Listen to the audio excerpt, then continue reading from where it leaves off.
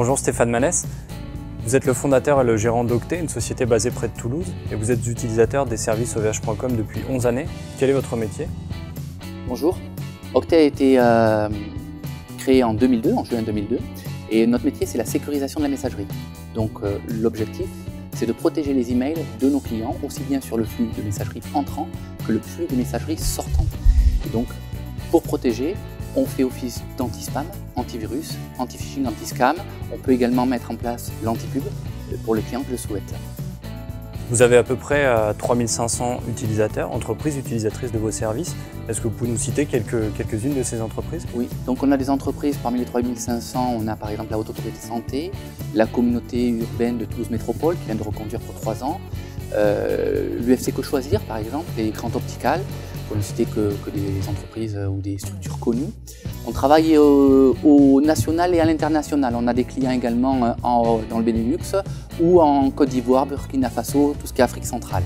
Alors c'est pour héberger justement cette solution Altospam que vous avez choisi de vous appuyer sur les serveurs dédiés d'ovh.com. Comment fonctionne Altospam? Oui, donc le principe de fonctionnement d'Altospam et de Mailout, c'est de réguler le trafic sortant de nos clients ou entrant via des modifications DNS sur nos plateformes qui sont sur 5 data-centres différents.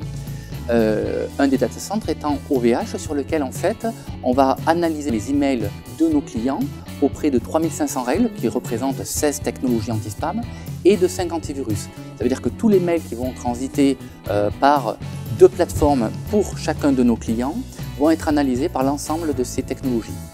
Alors ça représente un temps de traitement de 3 secondes à peu près, c'est ça, oui, par mail? Exactement. Donc ces 3500 règles nécessitent 3 secondes d'analyse en moyenne.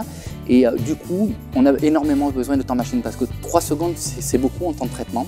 Donc on a besoin de ressources CPU et de RAM.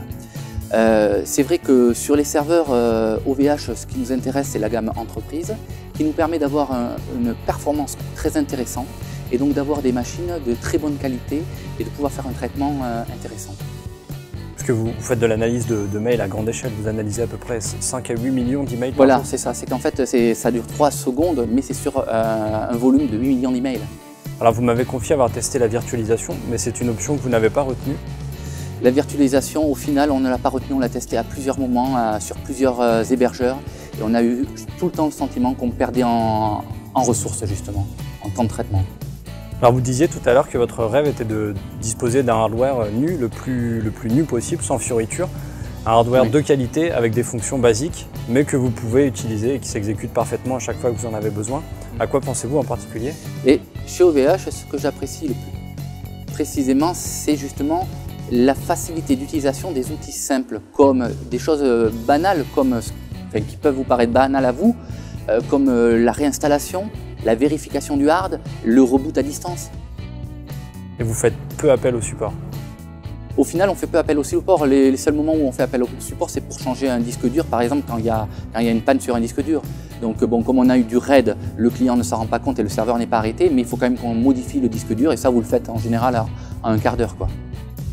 Et vous appréciez, je crois, aussi la transparence de la communication d'OVH sur le fonctionnement de ces data centres et de ces infrastructures, en oui, particulier le site OVH, travaux.ovh.net. Oui, c'est un site qui est très pratique. En fait, vous affichez sur une page l'ensemble des salles et des baies que vous gérez. Du coup, nous, on peut très rapidement savoir si le problème vient de chez nous, de notre serveur. Donc, ça nous fait gagner un temps précieux. Merci Stéphane pour ce témoignage. Merci beaucoup.